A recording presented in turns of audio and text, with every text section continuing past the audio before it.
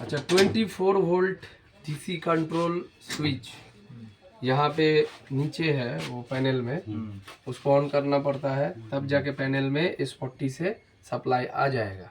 ठीक है, जैसे डीसी कंट्रोलिंग सप्लाई आ गया तो आपका सारा जो ये सब 24 वोल्ट डीसी कंट्रोल कॉन्टैक्टर है ये तब ही ऑपरेट होगा, तभी इंजन भी चालू होगा, एसीबी भी लेगा और फीडर भी लेगा सब कुछ।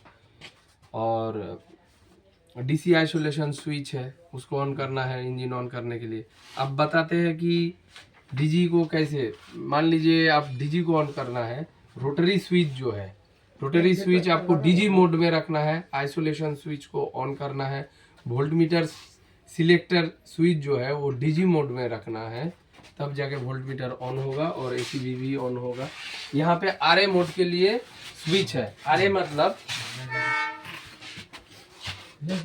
आप इसको बाईपास को एक्टिवेट कर सकते हैं। ये किस लिए है, मान लीजिए आपका उधर से सप्लाई आ रहा है, मतलब फ्रंट साइड से सप्लाई आएगा और आरए जो है सैलून जो है लगता है रियर एंड में, तो रियर एंड में कोच में हमको सप्लाई देना है।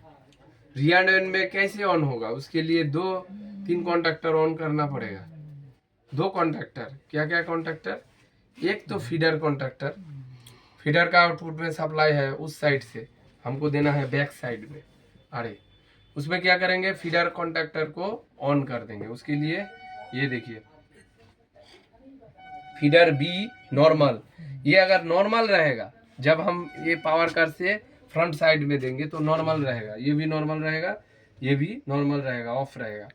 अगर हमको बाईपास करना है तब क्या करेंगे, घुमा देंगे इसको, आरए मतलब बाईपास मोड में ऑन कर देंगे। क्या होगा, फीडर जो है, और इसको भी ऑन करना पड़ेगा बाईपास मोड, जैसे इसको करेंगे तो फीडर क्या होगा, ऑन हो जाएगा।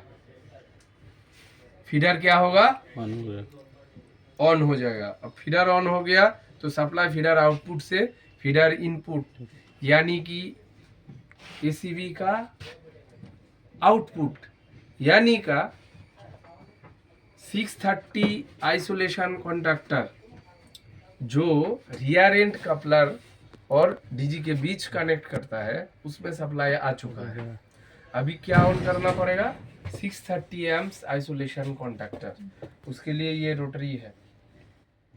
ये HOG बी नॉर्मल, मतलब अगर बैक साइड से, बैक साइड मतलब रियर एंड से जैसे लोको लगा हुआ है, उस टाइम हमको इसको नॉर्मल रखना है, तब 630 एम्प्स फ्रंट साइड से ऑन होगा। जैसे इसको बाईपास में ऑन करेंगे तो क्या होगा, मतलब फीडर का जो मतलब फीडर में जो सप्लाई आया, इससे पहले जो बोला फीडर आउटपुट से जो फीडर इनकमिंग में सप्लाई आया, वो सप्लाई रिवर्स मोड में, वो सप्लाई 630 एम्प्स कॉन्टैक्टर को, आइसोलेशन कॉन्टैक्टर को ऑन करा देगा।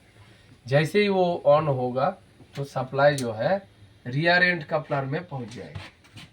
ये रोटरी स्विच का यही मतलब हुआ। समझ में आ गया, सबका क्लियर हुआ।